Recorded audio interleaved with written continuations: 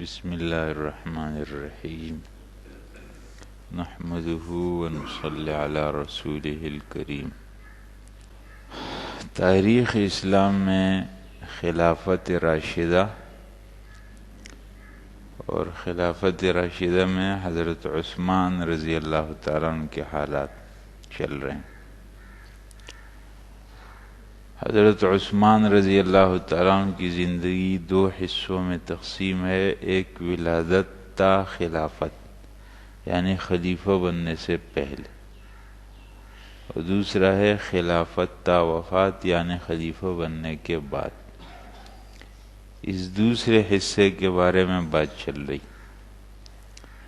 حضرت عثمان رضی اللہ تعالیٰ عنہ کی خلافت 11 سال 11 ماہ 14 دن رہی، یعنی تقریباً 12 سال چند دن کم۔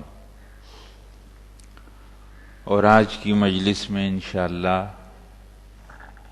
ذکر ہے کہ وہ ایک فتنہ چلا اور حضرت عثمان رضی اللہ تعالیٰ عنہ کی شہادت پر وہ فتنہ ختم ہوا۔ ختم نہیں ہوا یعنی چلا، لیکن اس فتنے کے نتائج نکلے۔ تو آج کی مجلس میں بیان ہے حضرت عثمان رضی اللہ تعالیٰ عنہ کی شہادت اور اس کے نتائج۔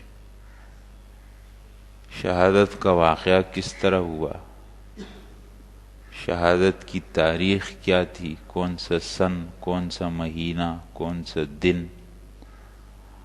اور پھر اس شہادت کے نتیجے میں کیا افسوسناک نتائج نکلے، اس پر بات۔ واقعہ شہادت میں مفسدین کی مدینہ منورہ کی طرف روانگی،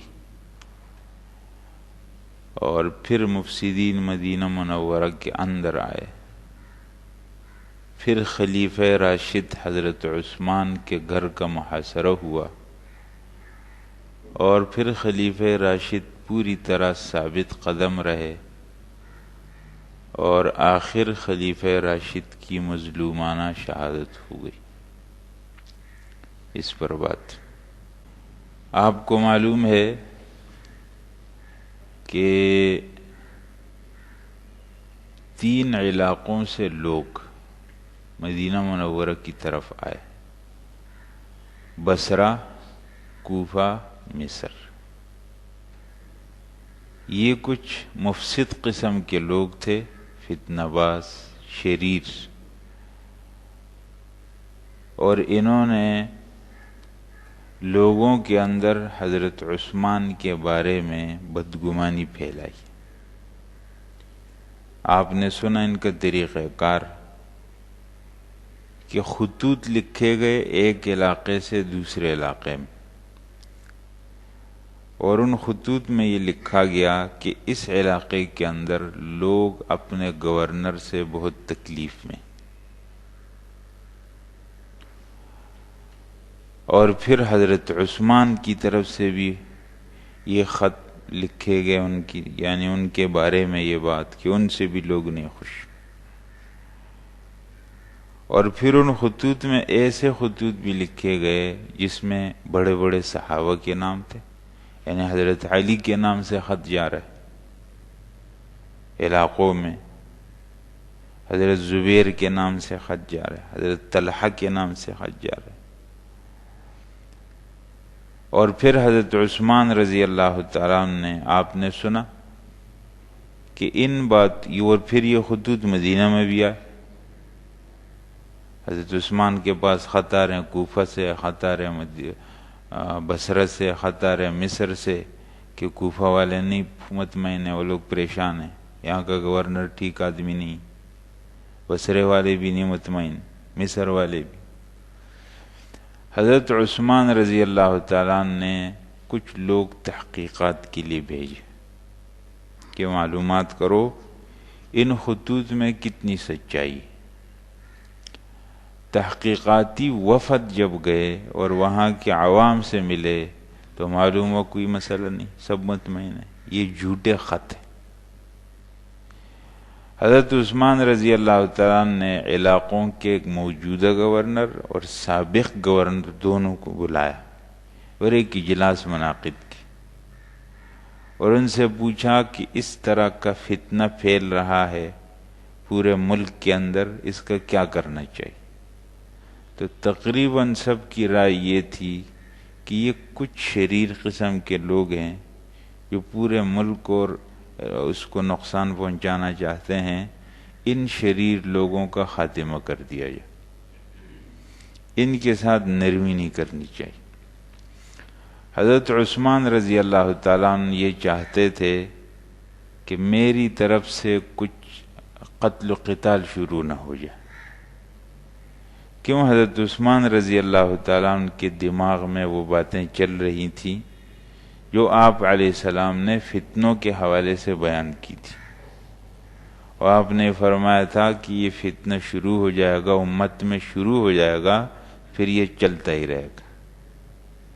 تو حضرت عثمان رضی اللہ تعالیٰ عنہ کو لوگ بہت کہتے تھے کہ آپ ان کے ساتھ سختی کا معاملہ کریں، ان کو ختم کر دیں، قتل کر دیں۔ تو آپ فرماتے تھے مجھے ایسا معلوم ہوتا ہے کہ یہ چکی فتنے کی گھوم رہی اور میں اس کو گھمانا نہیں چاہتا، اس لیے میں جہاں تک ہو سکے ان لوگوں کے جو شبہات ہیں، ان کو جو پریشانی ہے، ان کو جو غلط فہمی ہے، میں ان کو ختم کرنے کی پوری کوشش کروں۔ اس لیے یہ لوگ آئے مدینہ منورہ کے پڑوس میں ٹھہرے۔ حضرت عثمان نے ان میں کچھ لوگ بھیجے اور فرمایا ان کے اندر جا کر کے ان لوگوں میں شامل ہو کر، ان کے لوگ بن کر ان کی اصل بات معلوم کرو، یہ کیا چاہتے ہیں۔ تو کچھ لوگ ایسے گئے جن کے بارے میں ان فتنہ باز لوگوں نے یہ خیال کیا کہ شاید یہ ہمارے لوگ ہیں، تو انہوں نے ان سے پوچھا کہ آپ کیا چاہتے ہیں؟ انہوں نے کہا کہ ہم لوگ حضرت عثمان کو اس خلافت سے اتارنا چاہتے ہیں، اور اگر وہ نہیں اتریں گے تو ہم ان کو قتل کر دیں۔ کہا اس کے لیے آپ لوگوں نے پھر کیا ترتیب بنائی؟ کہا ترتیب یہ ہے کہ اس سال تو ہم ویسے آئے ہیں، اگلے سال ہم حج کے موسم پر حاجی بن کر اپنے علاقوں سے نکلیں گے اور مدینہ منورہ کے پڑوس میں پہنچ کر حاجیوں سے پیچھے رہ جائیں۔ مدینہ منورہ خالی ہوگا کیونکہ لوگ حج کے لیے جائیں گے، تو ہم اس فرصت سے فائدہ اٹھا کر کے اپنا کام کریں۔ حضرت عثمان رضی اللہ عنہ کو واضح طور پر معلوم ہوگی، آپ نے مسجد نبوی کے اندر بڑے بڑے صحابہ کرام کو بلایا اور ان لوگوں کو بھی بلایا جو اس فتنے کے لیڈر لوگ تھے، اور ان کو سب کو سامنے بٹھا کر ان سے پوچھا آپ لوگوں کو کیا اشکال ہے؟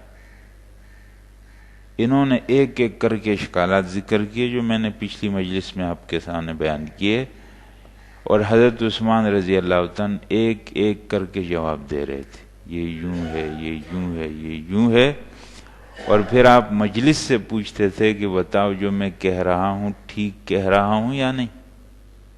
تو سب مجلس میں اکابر صحابہ کہتے تھے کہ آپ بالکل ٹھیک فرما رہے ہیں، بات ختم ہو گئی۔ حضرت عثمان سمجھے شاید ان کے جو شکوک شبہات تھے وہ ختم ہو گئے، یہ لوگ چلے گئے۔ اب اگلے سال یہاں سے بات شروع ہو رہی ہے، آج کی بات یہ میں نے پرانی بات کی۔ اگلا سال ابھی حج کا موسم شروع ہو گیا ہے، رمضان کے بعد کا مہینہ ہے اور اس مہینے کی آخری تاریخیں، ان 3 علاقوں سے لوگ نکلے حاجی بن کر، لوگوں کے سامنے یہ ظاہر کیا کہ ہم حج کے لیے جا رہے، اس لیے کسی کو کوئی شک شبہ بھی نہیں ہوا۔ ہزار لوگ نکلے اور قریب میں آ گئے، مدینہ منورہ کے پڑوس میں آ کر کے پورے گروپ جمع ہو گیا، مختلف جگہ ہیں، آوازیں شور آنے لگا۔ حضرت عثمان رضی اللہ تعالیٰ عنہ نے حضرت علی کو ان کے پاس بھیجا. یہ تین لوگ جب آئے تو یہ اس پر تو متفق تھے کہ حضرت عثمان کو ہٹنا چاہیے، لیکن کس کو آنا چاہیے؟ تو مصر کے لوگ کہہ رہے تھے کہ حضرت علی کو آنا چاہیے. کوفہ کے لوگ کہہ رہے تھے کہ حضرت زبیر کو آنا چاہیے. بصرہ کے لوگ کہہ رہے تھے کہ حضرت طلحہ کو خلیفہ بننا چاہیے. تو حضرت عثمان رضی اللہ تعالیٰ نے ان تینوں حضرات کو ان کے پاس بھیجا، اپنے اپنی مرضی کے لوگ. ان سے بات کی، آپ کیا چاہتے ہیں؟ مصر والوں نے حضرت علی سے کہا کہ آپ خلیفہ بن جائیں. بصرے والوں نے حضرت طلحہ سے کہا آپ بن جائیں. کوفہ والوں نے زبیر سے آپ بن جائیں. تینوں نے کہا ہم نے رسول اللہ صلی اللہ علیہ وسلم سے سنا ہے آپ جس مقام پر ٹھہرے ہوئے ہیں، آپ نے فرمایا تھا اس مقام پہ جو لشکر ٹھہرے گا وہ ملعون ہوگا. ہمیں آپ علیہ السلام کے الفاظ یاد ہیں؟ آپ نے خاص اسی جگہ کا نام لیا تھا، ہمیں آج یاد آ رہا ہے. ہمیں آپ کا مطالبہ نہیں منظور ہے، آپ پر تو لعنت ہے اللہ کی. ان سے کہا یہ بات چھوڑو، یہ بتاؤ تم کو کیا چاہیے، تمہارا مطالبہ کیا؟ انہوں نے ایک مطالبہ یہ کیا کہ مصر کا جو گورنر ہے عبداللہ ابن سعد اس کا نام، وہ ہم کو نہیں چاہیے، اس کو ہٹا دیا جائے. تو حضرت عثمان نے فرمایا پھر آپ کو کون چاہیے؟ تو کہا ہمیں محمد ابن ابی بکر چاہیے. حضرت ابوبکر کے چھوٹے بیٹے ہیں، لیکن یہ اس فتنے میں شریک ہیں، اور یہ حضرت عثمان سے کسی بات پر ناراض ہو، کوئی بڑا مطالبہ انہوں نے کیا، حضرت عثمان نے نہیں پورا کیا ان کا وہ مطالبہ، تو یہ فتنے والوں کے ہاتھ میں چلے گئے. کہا محمد ابن ابی بکر کو مصر کا گورنر بنائیے. فرمایا ٹھیک ہے. یہ اعلان ہو گیا کہ مصر کا گورنر عبداللہ ابن سعد نہیں رہا، محمد ابن ابی بکر. ویسے عبداللہ ابن سعد کو ان لوگوں نے نکال بھی دیا تھا اور وہ مصر سے نکل بھی گئے تھے اس سے پہلے. بات ختم ہو گئی، مطالبہ پورا ہو گیا. اب یہ روانہ ہو گئے. جب یہ روانہ ہوئے تو مصر والے مصر کی جانب، بصرے والے بصرہ کی جانب، کوفے والے کوفے کی جانب. ان کی سمت بھی مختلف ہے. حضرات آپ دیکھ رہے ہیں، یہ ہے مصر، یہ مدینہ منورہ سے شمال مغرب کی جانب. اور یہ آپ دیکھ رہے ہیں، یہ کوفہ والے، یہ بالکل شمال مشرق کی جانب ہے. اور یہ بصرہ والے، تو ان کے تو راستے بھی الگ الگ، سب الگ روانہ ہو گئے. مطالبہ پورا ہو گیا، فتنہ ختم ہو گیا. حضرت علی نے حضرت عثمان کی جانب سے ان کو مطمئن کر دی. اس میں فتنے میں آگے آگے رہنے والے مصری لوگ تھے، مصر والے، یعنی اس فتنے کی قیادت وہ کر رہے تھے. عبداللہ ابن سبا یہودی اصلاً. جب یہ لوگ روانہ ہوئے اور تینوں منتشر ہو گئے، بات ختم ہو گئی. مصری لشکر جب مصر کی طرف جانے لگا تو کیا دیکھتے ہیں کہ ایک سوار آدمی ہے جو دوڑتا ہوا کبھی ان کے قریب آتا ہے، پھر ان سے بھاگنے لگتا ہے، پھر راستہ چلتے چلتے پھر ان کے نزدیک آتا ہے، پھر ان سے بھاگنے لگتا ہے. گویا وہ ان کو یہ بتانا چاہتا ہے کہ میرے پاس کوئی چیز ہے، میں نزدیک بھی آ رہا ہوں، بھاگ بھی رہا ہوں آپ سے. ان کو اپنی جانب توجہ کی. اس مصر کے لشکر نے ان کو پکڑا. تم کون ہو؟ کہا کہ میں حضرت عثمان رضی اللہ عنہ کی طرف سے ایک خط لے جا رہا ہوں مصر کے پرانے گورنر کے ہاتھ. پکڑا اس کو. اس خط میں لکھا ہے کہ جب یہ لوگ مصر پہنچ جائیں تو ان سب کو گرفتار کرو اور ان سب کو قتل کر دو، اور اس پر مہر بھی لگی ہوئی۔ یہاں سے یہ لوگ واپس اور پھر مدینہ منورہ آ گئے اور پھر شور مچ گیا، اور اب صرف مصر والے نہیں آئے، اب تو بصرہ کوفہ والے بھی ساتھ پھر آ گئے۔ حضرت علی رضی اللہ تعالیٰ پھر نکلے، فرمایا پھر کیا ہوا؟ آپ لوگوں کا مطالبہ تو پورا ہو گیا تھا، کہانی ہمارے ساتھ تو جھوٹ بولا گیا، یہ خط پکڑا گیا، اس خط میں لکھا گیا ہے مصر کے پرانے گورنر کے نام کہ جب یہ لوگ پہنچ جائیں سب کو گرفتار کر کے قتل کر دیں۔ حضرت علی نے فرمایا اچھا آپ لوگوں نے تو ایسا کیا، آدمی تو بصرہ اور کوفہ کے لوگ کیسے آئے؟ آپ لوگ کیسے آئے؟ آپ لوگوں کا تو راستے بھی الگ۔ حضرات ہم یوں کہہ سکتے ہیں نا کہ کس جانب گئے، چلو انہوں نے راستے میں کسی کو دیا تو واپس ہو گئے، ان کا تو راستے بھی الگ، جیسے وہ وہاں پہنچ چکے ہیں، ایک ڈیفینس پہنچ چکا ہے اور ایک کینٹ اسٹیشن پہنچ چکا ہے، ان کو کیا پتا ہے کہ یہاں سے آنے والے واپس آ گئے، سب واپس ایک وقت میں آ گئے۔ تو حضرت علی رضی اللہ تعالیٰ نے پوچھا کہ مصر والوں نے آدمی کو پکڑا جس میں خط تھا، تو بصرہ اور کوفہ والے کیسے؟ اس کا مطلب ہے کہ آپ لوگوں کا ایک طے شدہ منصوبہ تھا، اور بات یہ ہوئی تھی کہ جب یہ لوگ رخصت ہوئے تو اس فتنے کے دو مرکزی سرغنہ لوگ مدینہ میں رہ گئے تھے۔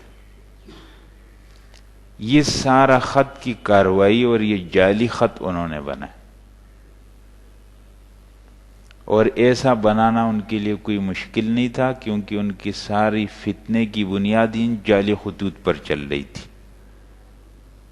آپ نے سنا پہلے کہ یہ خطوط لکھتے تھے ایک علاقے سے دوسرے علاقے میں، کبھی حضرت علی کے نام سے خط لکھ رہے ہیں، کبھی حضرت زبیر کے نام سے خط لکھ رہے ہیں، کبھی دوسرے کے نام سے، تو یہ خط انہوں نے کیا۔ اس کا جعلی ہونا واضح طور پر معلوم ہوتا ہے۔ اگر حضرت عثمان نے بالفرض اس آدمی کو بھیجا تو اس آدمی کو راستہ بدل کر کسی اور راستے سے جانا چاہیے تھا۔ اس کا کیا مطلب ہے کہ ان کے قریب جا رہے ہیں پھر بھاگ رہے ہیں، پھر قریب آ رہے ہیں پھر جا، یہ ایک طے شدہ منصوبہ تھا۔ اس طے شدہ منصوبے کے نتیجے میں یہ سب لوگ اب آگئے مدینہ منورہ کے اندر داخل ہو گئے،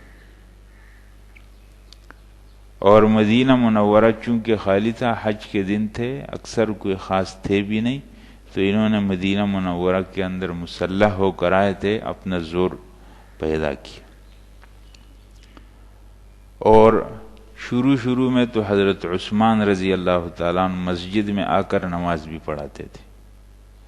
آخر ایک دفعہ حضرت عثمان رضی اللہ تعالیٰ عنہ رسول اللہ صلی اللہ علیہ وسلم کے ممبر پر جمعے کا خطبہ دے رہے تھے کہ اس میں ایک سبائی آدمی نے، عبداللہ ابن سبا کے فتنے کے آدمی نے حضرت عثمان کو پہلے برا بھلا کہا، پھر ان کو پکڑا، پھر عصا ان سے لیا، وہ عصا جو رسول اللہ صلی اللہ علیہ وسلم کا عصا تھا، جو رسول اللہ صلی اللہ علیہ وسلم کے ہاتھ سے حضرت ابوبکر کے پاس آیا تھا، پھر حضرت عمر کے پاس، اور اب حضرت عثمان، اس کو اپنے گھٹنے پر یوں رکھا، اس کے دو ٹکڑے کر دی اور حضرت عثمان کو نیچے اتار دی، اور پھر مسجد کے اندر بھی حضرت عثمان کو مارا اور حضرت عثمان مسجد سے نکال دی۔ یہ پہلا واقعہ ہوا۔ اس کے بعد حضرت عثمان رضی اللہ تعالیٰ بس اپنے گھر میں رہ گئے، گھر کا محاصرہ ہو گیا۔ یہ آپ دیکھ رہے ہیں حضرات، یہ وہ ساری باتیں جو میں نے کی ہے کہ مصر سے لوگ آئے اور انہوں نے یہ مطالبہ کیا ہے کہ مصر کے گورنر کو ہٹایا جائے، اور حضرت عثمان کی طرف سے پیغام گیا، ان کو کہا کہ ٹھیک ہے ہٹ گیا وہ۔ پھر جب وہ گئے ہیں تو ان کی طرف سے ایک جعلی خط روانہ ہوا ہے، اور اس کے نتیجے میں یہ پھر واپس آ گئے۔ یہ وہ والی بات۔ اب حضرت عثمان رضی اللہ تعالیٰ کا محاصرہ ہو گیا۔ حضرت عثمان رضی اللہ تعالیٰ کا جب محاصرہ ہوا، گھر حضرت عثمان کا کافی بڑا، حضرت عثمان کے دو گھر تھے، ایک کو کبرا اور ایک کو صغرا کہتے، دار عثمان کبرا، دار عثمان صغرا۔ حضرت عثمان کے ساتھ لوگ بھی آ گئے، صحابہ کرام بڑے، اور ان کو بہت کہا گیا کہ ہم ان سے جنگ کر لیتے ہیں، ان کو ختم کرتے ہیں۔ حضرت عثمان فرماتے تھے نہیں۔ حضرت عثمان کو یہ بھی مشورہ دیا گیا کہ آپ یہاں سے نکل کر مکہ پہنچ جائیں، مکہ میں یہ لوگ آپ کو نقصان نہیں پہنچا سکتے۔ فرمایا نہیں، میں نہیں چاہتا کہ مکہ مکرمہ کی حرمت کو میری وجہ سے نقصان پہنچے۔ کہ آپ شام چلے جائیں، شام کے اندر یہ فتنہ نہیں۔ وہاں حضرت معاویہ نے ان سب کو دبا دیا تھا۔ فرمایا کہ میں رسول اللہ صلی اللہ علیہ وسلم کے پڑوس کو چھوڑ کر شام نہیں جا سکتا، وہاں ثابت قدم رہے۔ تو لوگوں کو اطلاع مل گئی۔ اب کتابوں میں دو باتیں ہیں تاریخ کے، بعض کتابوں میں یہ ہے کہ حضرت عثمان نے خطوط لکھے، اور بعض میں یہ کہ حضرت عثمان نے خطوط نہیں لکھے، لوگوں کو خود اندازہ ہو گیا تھا کہ امیر المؤمنین کے خلاف اتنی قسم کی جرأت ہو گئی، تو لوگ وہاں سے نکلے، بصرہ سے، کوفہ سے، جو حضرت عثمان کے ساتھ تھے، مسلمان لوگ تھے، ان فتنے سے بچے ہوئے لوگ تھے، وہ نکلے۔ ادھر ان فتنہ بازوں کو معلوم ہوا، اس میں کافی لمبا عرصہ انہوں نے محاصرہ کی، حج کا زمانہ بھی آ گیا۔ حضرت عثمان نے اسی زمانے میں حضرت ابن عباس کو امیر حج بنا کر حج کے لیے روانہ کر دیا۔ انہوں نے کہا اگر ذرا سی دیر اور ہو گئی تو ایسے نہیں لوگ پہنچ جائیں اور ہمارا منصوبہ ناکام ہو جائے، تو انہوں نے اپنے کام کو اب آخری انجام تک پہنچانے کا کام کیا۔ حضرت عثمان کے گھر کا محاصرہ ہو گیا۔ حضرت عثمان کے گھر میں تقریباً 700 لوگ آ گئے، صحابہ کرام، تابعین، اور اس میں حضرت علی کے بیٹے حضرت حسن، حسین، حضرت زبیر کے بیٹے عبداللہ بن زبیر، حضرت ابو ہریرہ، سعید بن عاص، عبداللہ بن عمر، یہ سب حضرات وہاں موجود تھے۔ حضرت عثمان ان کو بار بار فرماتے تھے کہ آپ لوگ گھر جاؤ، ہم لوگ جھگڑا نہیں چاہتے۔ آخر تک حضرت عثمان یہ کر رہے تھے، آپ لوگ جاؤ گھر، لیکن یہ نہیں جا رہے تھے۔ اس عرصے میں ان لوگوں نے اندر داخل ہونے کی کوشش بھی کی، ان فتنہ باز لوگوں نے، لیکن دروازے پر موجود ان صحابہ اور دوسرے لوگوں نے ان کو ہٹایا۔ اس کے اندر حضرت حسن شدید زخمی بھی ہوئے، ان کو اندر داخل ہونے نہیں دی۔ آخر انہوں نے اس دروازے کو توڑا، اس کو آگ لگائی، لیکن پھر بھی کامیاب نہیں ہو سکے۔ اور پھر حضرت عثمان رضی اللہ تعالیٰ، بعض کتابوں میں یہ ہے کہ انہوں نے ان صحابوں کو آپ لوگ جائیں، اور اس پورے عرصے میں حضرت عثمان رضی اللہ تعالیٰ ایک دفعہ چھت پر چڑھ کر ان کو سنایا کہ میں کون ہوں، آپ کو معلوم ہے رسول اللہ صلی اللہ علیہ وسلم نے میرے بارے میں کیا کیا فرمایا تھا، آپ لوگوں کو یہ نہیں یاد ہے؟ یعنی ان کو ہر طرح سے سمجھانے کی پوری کوشش کی، لیکن حضرات اس فتنے کے پیچھے یہودیت کام کر رہی تھی۔ عبداللہ ابن سبا اس پورے فتنے کا دماغ تھا، اور اس پورے فتنے کا جو جال بنا گیا تھا اس کا بنانے والا عبداللہ بن سبا، اس کے اندر وہ موجود تھا۔ یہ جتنے لوگ آئے محاصرہ کیا ہے، اس میں آگے عبداللہ بن سبا نہیں ہے، اس کے لشکروں کے امیر اور لوگ ہیں، لیکن ان کے پیچھے عبداللہ بن سبا موجود، کسی طرح نہیں۔ آخر یہ لوگ جب آدھے راستے تک پہنچے تو ان کو اطلاع ملی کہ حضرت عثمان کو شہید کر دیا گیا، یہ لوگ واپس ہو گئے۔ حضرت عثمان رضی اللہ تعالیٰ کی شہادت کا آخری قصہ ہے، بالکل آخر وقت ہے، کہ جب یہ دروازے سے داخل ہونے میں ناکام ہو۔ یہ آپ دیکھ رہے ہیں حضرت، یہ حضرت عثمان کا گھر ہے، یہ بقیع کی جانب، جنت البقیع جو قبرستان ہے، اس جانب میں حضرت عثمان کا یہ بڑا والا گھر ہے، یہ چھوٹا گھر۔ اس مکان کا محاصرہ ہو گیا۔ دروازے سے جب یہ لوگ داخل نہ ہو سکے تو کچھ پیچھے سے دیوار پھلانگ کر یہ آ گئے،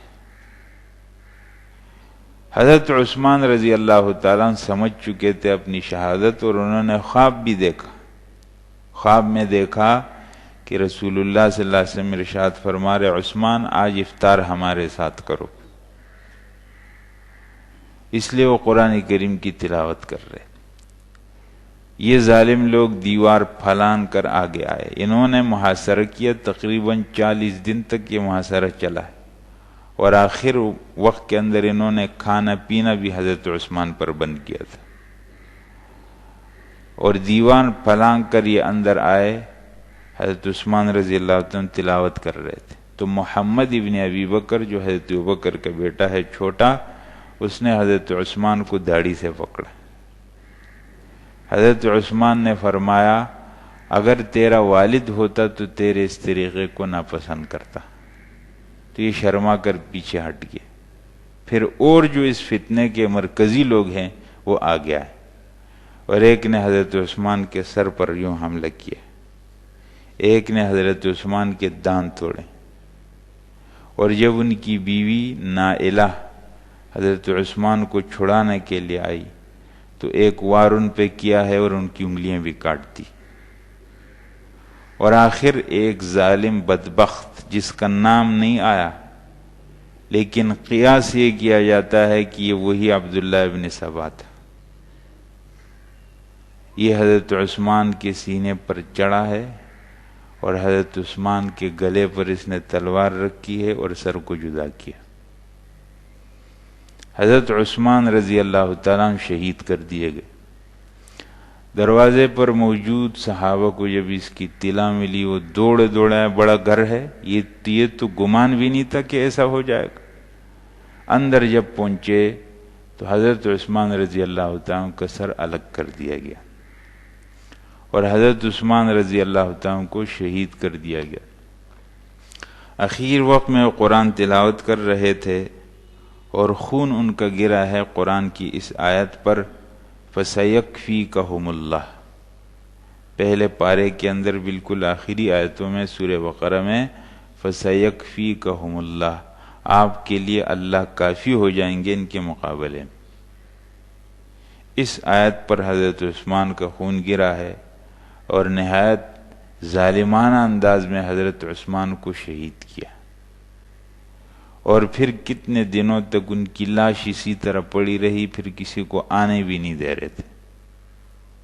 آخر حضرت علی رضی اللہ تعالیٰ عنہ آئے ہیں اور پھر ان کی لاش کو اٹھایا ہے اور پھر ان کی نماز جنازہ ادا ہو گئی. اور جنازہ یا جبیر ابن مطعم نے ادا کیا ہے یا حضرت زبیر نے ادا کیا. بقیع کے اندر حضرت عثمان رضی اللہ تعالیٰ عنہ کو دفن کیا گیا. حضرت عثمان رضی اللہ تعالیٰ عنہ کی شہادت کا یہ قصہ ہوا. یہ حضرات وہ مکان ہے حضرت عثمان کا، یہ مسجد نبوی کے پڑوس میں، اب تو یہ مسجد نبوی میں داخل ہو گیا. یہ تاریخ ذی الحجہ کی 18 تاریخ تھی اور 35واں ہجری کا سال تھا. 18 ذی الحجہ سن 35 ہجری، جمعے کا دن. قاتل عبداللہ ابن سبا یہودی، جس نے اپنے آپ کو حضرت علی کا حامی بتایا کہ میں حضرت علی کا طرفدار ہوں، اس لیے ایک گروپ بنا شیعان علی کا کہ حضرت علی کی حمایت کرنے والے. اور حضرت عثمان کو جب شہید کیا گیا تو ان کی عمر 82 سال تھی.